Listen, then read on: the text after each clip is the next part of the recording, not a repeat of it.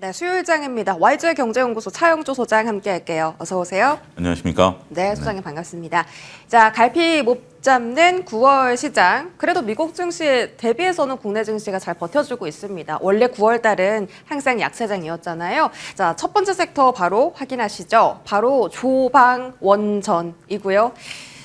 지난주 후반때였나요? 그때부터 방산이 올라오기 시작하고 조선은 계속 강했고 원전하고 전력설비 오늘 강합니다. 조선부터 스톱해보자면 대형 조선사가 좀 쉬어가는 흐름입니다. 근데 이게 쉬어간다고 볼 수도 없어요. 5일선 지지하면서 거의 고점 근처에 있기 때문에 오늘은 약보합 정도라고 보시면 되겠고 기자재가 정말 강합니다. HJ중공업 오늘 또 급등하고 세진중공업도 5일선을 버텨주면서 잘 가려고 지금 채비를 하는 그런 느낌인데요. 조선은 사야 된다라고 언급을 해주셨잖아요. 일주일이 지난 지금도 기자재 중심으로 조금 우리가 투자를 더 감행해야 된다라고 보십니까?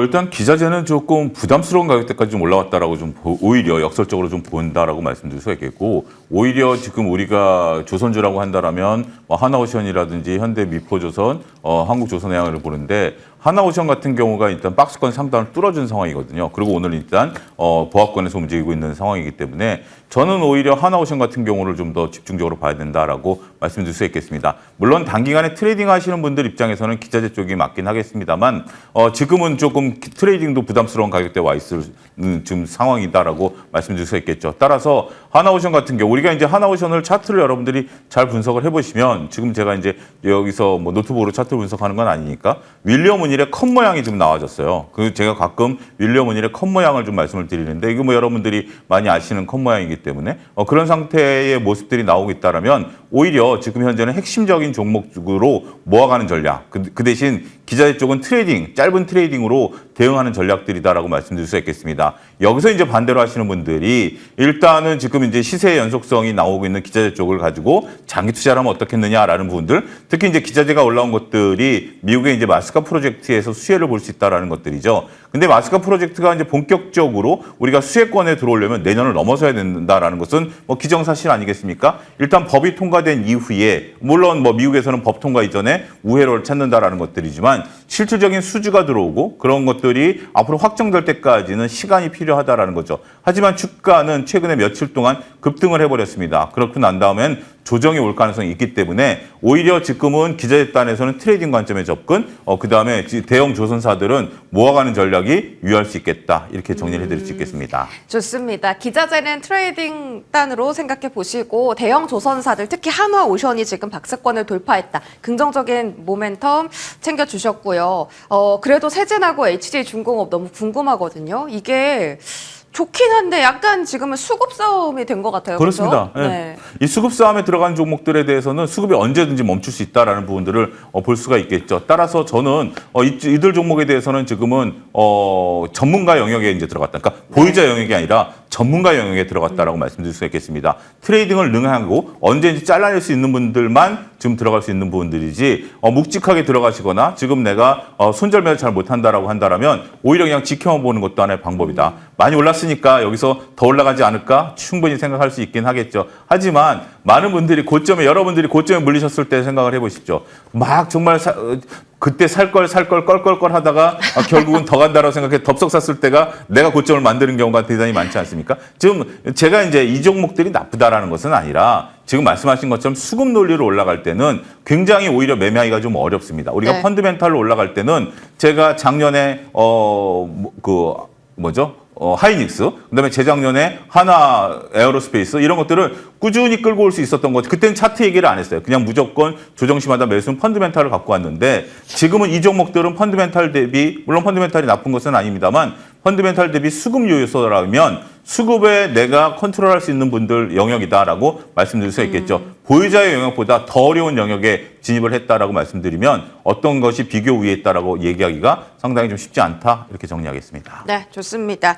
자, HJ하고 세진중공업은 조금 수급 이 싸움에 대응이 가능한 분들만 보시는 걸로 하고요. 하나오션이 조금 더 좋다 모아가는 전략 챙겨주셨습니다. 자, 방사는요 이런 소식이 있네요. 프랑스 병원에서 2026년 3월 그러니까 내년 3월까지 전쟁 대비 를 하자, 대규모 교전을 준비하라 이런 지시를 내렸다고 하는데 이게 뭐 진짠지 가짠지는 알 수 없지만 이런 이슈가 있어요. 방산 쪽은요 현대로템이 좀 가장 강하게 지금 반등세를 보이고 있거든요. 방산 다시 신고가 터치 가능합니까? 저는 방산 MTN에서 조방 원전 중에 다음 주도주는 무엇이냐라고 했을 때 방산주를 꼽았던 그 기억이 납니다. 방산주는 우리가 좀 이런 관점의 접근이 전 유효할 것으로 보여져요. 우리가 고점 대비해서 한 25% 정도 조정을 받았다라고 하네요. 그런 상태인데 저는 이제 폴란드발 그런 이슈 물론 이제 거기서 또 여러 가지 얘기들이 나오는 건데 그런 뉴스에 따라서 우리가 방산주를 사야 될 이슈는 아니다라고 봐야 되겠죠. 왜냐하면 한 가지 오해가 우리가 이제 러우 전쟁이 끝나면 우리 방산주가 끝날 것이다라고 얘기를 하시는 분들이 있어요. 근데 러우 전쟁과 관련해서 우리 방산주가 수혜를 본 게 있나요? 돌이켜보면 없어요. 물론 폴란드에 무기 수출한 건 있었죠. 나토에 무기 수출한 건 있습니다만 전장에 우리 무기가 들어갔느냐? 공식적으로는 안 들어갔어요. 그런 상태인데 러우 전쟁이 끝나면 그러면 방산주가 꺾인다? 이 논리도 저는 좀 얘기하기 어려워요. 단지 우리가 지금 어제 그제 나온 뉴스를 보면 한미 간의 방위비 협상에 있어서 우리 GDP의 3.5%까지 방위비를 늘리겠다라는 소식이 있었죠. 이 3.5라는 것이 매우 중요한 수치입니다. 이걸 별로 언론에서는 안 다루고 있는 듯한데 왜 그러냐면 나토와도 3.5% 그러니까 EU와도 3.5% 협의를 했어요. EU는 토탈 5%인데 3.5% 무기 구입, 1.5%는 간접비라는 거죠. 그러면 이 3.5라는 게 글로벌 스탠다드가 될 가능성이 있다라고 보는 거죠. 앞으로 제가 왜 방산이 올라가느냐라고 MTN에서 얘기했을 때 그때 제가 이런 말씀을 드렸어요. 지금 트럼프 대통령이 관세 정책에 대한 협정인 이후에는 방위비 협상에 들어갈 가능성이 있다라고 말씀드렸고 지금 바로 방위비로 들어가는 거 아니겠습니까? 그러면 많은 국가들과 GDP 3.5에 협의를 할 가능성이 있다라고 보는 거죠. 그 근저에는 미국 무기를 사라라는 부분들이 있긴 하겠습니다만 아무래도 그 3.5% 채우려면 미국 무기만 갖고는 안 되죠. 우리나라 무기가 들어가야 됩니다.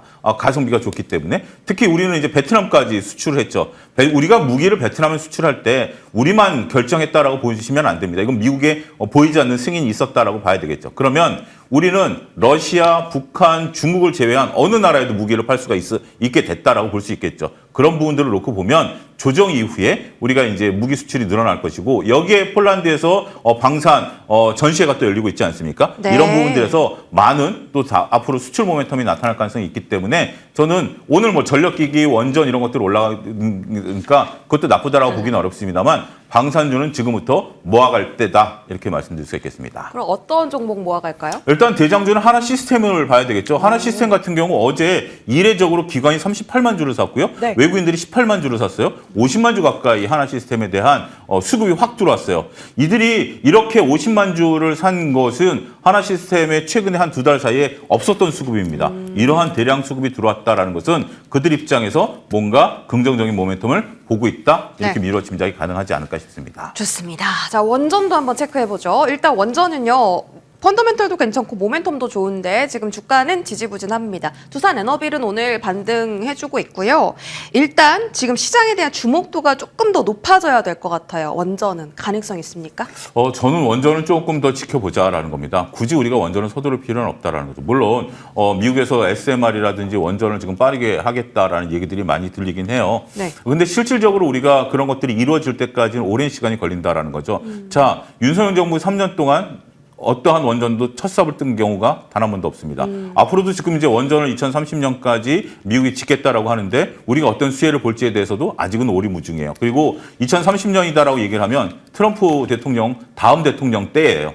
그렇기 때문에 이 부분도 어느 정도 추진력을 갖고 갈지 모르겠다라고 말씀을 드릴 수가 있겠습니다. 물론 나쁜 소식은 아니에요. 뭐 우리가 분명 우리나라가 여기서 일정 부분 역할을 할 것이다. 저도 당연히 그 부분에 대해서는 인정을 합니다. 하지만 굳이 지금 주가가 움직이지 않고 있는 상태에서 많은 분들의 관심이 떨어진 상태에서 원전주를 지금 들어간다? 오히려 지금 차라리 원전주를 들어갈 바에는 전력기기를 좀 볼 필요가 있다고 볼 수 있겠죠. 네. 전력기기 쪽에 오늘 주가 탄력성이 좋은데 우리가 시간이라는 것도 자원 아니겠습니까? 한정된 시간을 갖고 투자하는 입장에서 굳이 거래량 없고 시장에서 소외되어 있는 원전주들보다는 오히려 전력기기 쪽에 전선주라든지 이런 것들이 시장에 관심을 끌고 있다면 그런 쪽에 관심을 끌고 가는 것이 현명한 전략이 아니겠나 이렇게 말씀드릴 수 있겠습니다. 원전에 약간 조금 긍정적인 뷰는 아니시네요. 그러면 전력 설비는 어떠세요? LS 일렉트릭 오늘 또 수주 소식이 있었는데요. 이게 빅테크라는 데 또 어딜지 몰라요. 기대는 되거든요. 또 하반기에 다시 한번 추가 수주 소식 나올 수 있다고 해서 이 종목도 지금 고점 대비 조정 꽤 받았잖아요. 높게 받았어요. 네. 근데 LS16만 볼 게 아니라 지금 네. 이제 어제자 그 신문을 우리가 좀 보면 거기에 보면 효성중공업, 그다음에 현대일렉 같은 경우 각각 수주잔고가 10조. 그다음에 LS1렉이 가장 적었어요. 근데 LS1렉이 또 이렇게 수주잔고를 계속 쌓아나가고 있거든요. 네. 몇 수년째 먹거리가 좀 있다라는 어제 긍정적인 뉴스가 나왔습니다. 그러면서 지금 이제 관련 3사가 다 주가 퍼포먼스가 좋은데요. 저는 이런 부분들을 여러분들이 관심 있게 보셔야 될 것 같아요. 자, 매출이 한 3조 정도 되는 기업이 수주잔고가 10조가 있어요. 그리고 영업이익 같은 경우도 탄탄하게 늘어날 수 있는 이 3사이기 때문에 저는 3사가 다 좋다. 근데 지금 당장 내가 보면 효성중공업이나 HD 현대일렉 같은 경우 주가 고점에 있어요. 근데 네. LS일렉 같은 경우는 상대적으로 주가가 조금 바닥에 있다라는 측면이 더욱더 부각이 되고 있는 것 같아요. 상대적인 수주잔고가 늘어난다는 측면에 있어서는 강세를 볼 수 있다라고 말씀드릴 수 있겠고 역시 대장은 효성중공업이죠. 효성중공업을 대장으로 놓고 그다음에 LS일렉 같은 경우 트레이딩 관점의 접근, 모아가는 전략 다 동일하게 충분히 가능하다. 오히려 원전보다는 이쪽이 더 가능성 있어 보이지 않습니까? 왜냐하면 실적도 있죠. 실질적인 수주잔고도 있죠. 그렇기 때문에 우리가 많은 분들이 원전을 얘기하고 있습니다만 오히려 덜 얘기하고 있는 그렇기 때문에 더욱더 매력적으로 보이고 있는 전력기기를 보자 이렇게 정리하겠습니다. 네, 대장은 효성중공업이다 체크 도와드리고요. 다음은 신재생 한번 알아보시죠. 일단 신재생은 정책 기대감이 아직도 살아있는 걸까요? 주가는 좀 많이 지지부진한데요. 어떻게 보십니까? 뭐 정책 기대감은 살아있다라고 볼 수 있긴 하겠습니다. 미국발 또 불안감도 있는 거죠. 미국에서는 보조금을 또 신재생을 줄인다라고 하기 때문에 이 역시 원전과 같이 취급을 해야 될 것 같아요. 우리가 앞으로 AI 데이터 센터에 대한 부분들 충분히 전력을 만들어내야 된다라는 당위성과 기대감이 있는 것은 사실이죠. 하지만 시장에 있어서 소외되고 있다라는 측면, 거래량이 늘지 않고 있다라는 측면, 이 부분을 우리가 면밀히 봐야 되지 않을까 싶습니다.